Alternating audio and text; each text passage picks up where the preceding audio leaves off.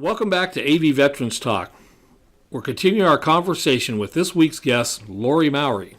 People have questions. They want to get in touch. It's kind of a subject matter that, it's like, end of life is never, it's like, that's that thing. I just don't want to go over there. Right. But, you probably want to get information. Well, gosh, if grandpa or dad or has cancer or something, when do you reach out to you? When you're saying usually it's just a referral from the hospital that this guy is not coming back, but people should know. Like if we have vets listening to this and stuff and they're 80, 90 years old, maybe would they reach out to somebody maybe should I tell my kids that I would like this route? Or absolutely, and that's a good point. We should all have advanced directives that tell people what I want, when, and how. And when we have a diagnosis of a disease that we know is progressive, that we know is eventually probably going to be the cause of our death, then it's time to start talking to doctors about, is it time for hospice to come and wrap around my family for care? Because on hospice, we consider the patient and family our patient. Nobody experiences illness alone, and no one suffers alone. So we come in to support everyone. On hospice, our hospice at ProCare is committed to taking care of anyone who has a 6 months or less life expectancy, including children. Right. A lot of people don't know we take care of pediatric patients up here, but wherever we see a need, we fill it. There was an organization here that used to take care of children in Kern County, and they're gone. So UCLA has reached out to us and said, help. Help, And we do that. Who needs help more than families losing a young one? So whether you're a veteran, a pediatric patient, just a local citizen who's contributed to our way of life up here in the Antelope Valley, or the most vulnerable patient, we have foundation funds for people who don't have insurance benefits. Yeah. We have Medi-Cal and Medicare patients, private insurance patients. We work with anybody from any walk of life, regardless of funding, to take care of them. Our only hope for the future is that we'll be able to eventually reach out to our aerospace partners, to our veteran partners, and say, hey, would you consider buying a bed for a veteran?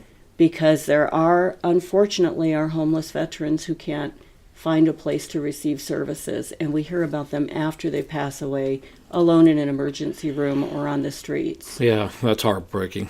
That really is. And obviously, I will help you champion that and stuff, with my avenues that I have like that, because I think that's a very important thing, because especially when it comes to the homeless veterans, I think it really falls on community. Absolutely. To make it, because let's face it, the chariot from the government is not going to come in there and stuff and help like we wish it would, but it comes to the good-hearted people of our community. And boy, I can't think of anything I want to wish you so much success on and stuff as something like that too. So anyway, to kind of wrap this up, some parting shots there you would like to share? Where do we find you at here in the Valley? I know you're over there on 10th Street. We are over there on 10th Street West. All you have to do is call us at our office. If you have any questions about, this is my disease process, would I qualify?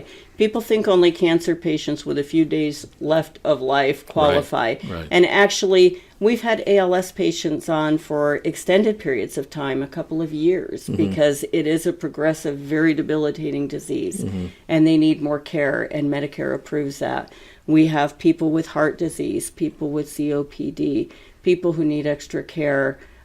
We can help by wrapping around social workers and chaplains and nurses and doctors to come to you in your home so you can be in the place where you feel the most comfortable and the most loved at the end of life. Yeah. Studies show about 80% of people want to die at home, and maybe about 15 to 20% do. We want to change that. Yeah. We want people to be where they feel the safest and most loved, and be a part of that, be a part of that bridge to completing their life's business at home.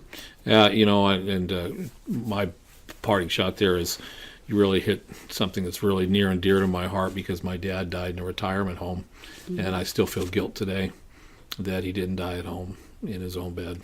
And luckily my mom benefited from that, because when it came her time, I said, like, you know what, I don't care what it takes. You know, she's gonna die in that house and stuff, in her beloveds, and looking in her kitchen where she made all those great apple pies for all those years and stuff. Right. But anyway, it's so important, you know, to have the spirituality of that. You know, so if I want to thank you for everything you're doing.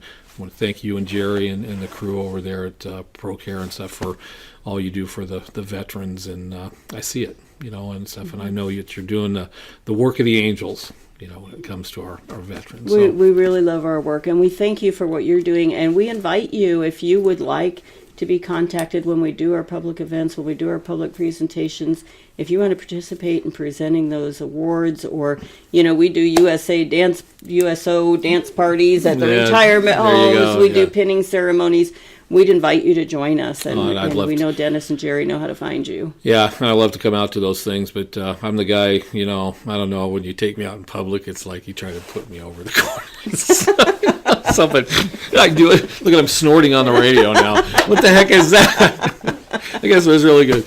So anyway, Lori, thank you so much for coming by, and we'll get the message out, okay? Thank you very much. Continue the good works. Thank you so much. I'm Bob Alvis, and thanks for joining us for this segment of AV Veterans Talk.